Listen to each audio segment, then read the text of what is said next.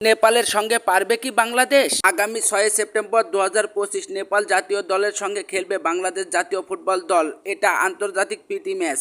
এই ম্যাচটি হবে নেপালে, আর এই ম্যাচ ঘিরে নানা পরিকল্পনা সাজাচ্ছে বাংলাদেশ ফুটবল ফেডারেশন বাফুফে।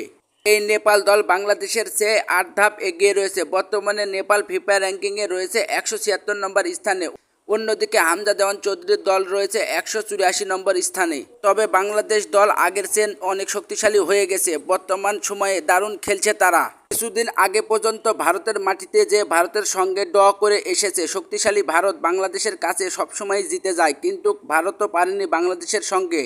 কারণ এই দলে যে যোগ দিয়েছে এশিয়ার সবচাইতে বড় খেলোয়াড় হামজা দেওয়ান চৌধুরী, এছাড়াও হামজার পাশাপাশি সুমিত সুম এবং আরেক তরুণ তুর্কি ফরোয়ার্ড ফাহমিদুল ইসলাম।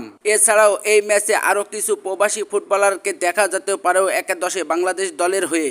তবে বাংলাদেশ ফুটবলের যে গণজোয়ার উঠেছে, এতে বাংলাদেশ যে দারুণ খেলছে, তাতে করে বাংলাদেশ দল যে কোনো মুহূর্তে নেপালকে হারিয়ে দিতেও পারে, এটা নিশ্চিত। এখন শুধু 6 সেপ্টেম্বরের অপেক্ষায়।